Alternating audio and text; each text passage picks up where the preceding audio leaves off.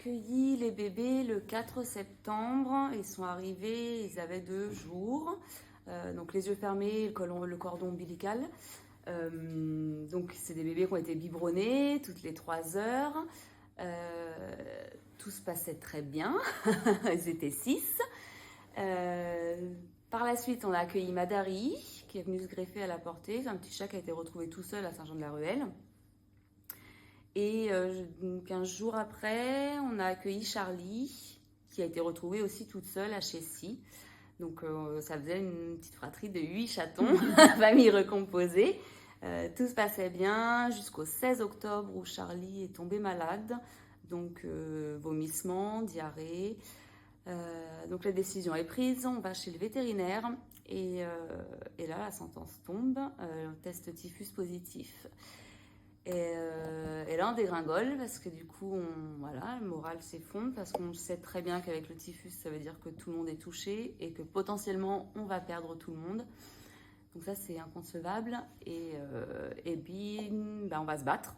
Voilà, on va faire tout ce qu'il faut pour essayer de les garder en vie. Malgré ce qu'on va faire, je vais en perdre 4. Mais 4 sont toujours là et sont en pleine forme. Donc là, c'est plutôt une belle victoire. Donc pour lutter, on a un traitement antibiotique, anti-vomi, anti-diarrhée, du gavage toutes les heures à la seringue. Donc c'est fatigant, mais on sait pourquoi on le fait et on le refera avec grand plaisir s'il y avait besoin. Les premiers symptômes, c'est la perte d'appétit. Viennent ensuite la fièvre pour certains, la diarrhée et les vomis. Et du moment qu'ils vomissent, ils ne s'alimentent plus du tout, ils ne gardent plus rien. Et là, en fait, c'est là qu'on intervient et qu'on fait le gavage parce que sinon, ils se déshydratent, en fait. Voilà. Sans eau et sans nourriture, ils ne peuvent pas vivre. Donc voilà, on gave. C'est barbare, mais on gave pour les maintenir en vie. C'est pas facile, sachant que c'est des petits chats que je biberonne depuis le début, donc je les ai vus évoluer, je suis un petit peu leur maman.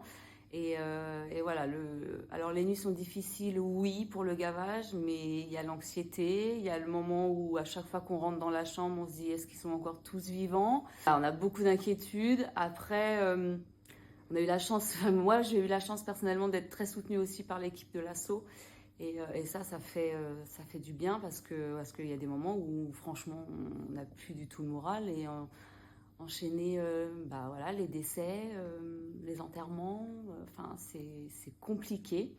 Mais voilà, on sait que famille d'accueil, c'est pas que des petits chatons mignons et que c'est pas que des beaux jours. À partir de, je dirais, 15 jours ou 3 semaines après les premiers symptômes des premiers, à partir du moment où je me suis aperçue que mes 3 bébés remangeaient tout seuls, retournaient à la gamelle et mangeaient tout seuls, on a eu une petite lueur d'espoir. Après, on s'est toujours permis de voilà, pas crier victoire trop vite parce qu'on sait qu'il y a des rechutes, on sait que des fois l'état se dégrade et on ne sait pas pourquoi.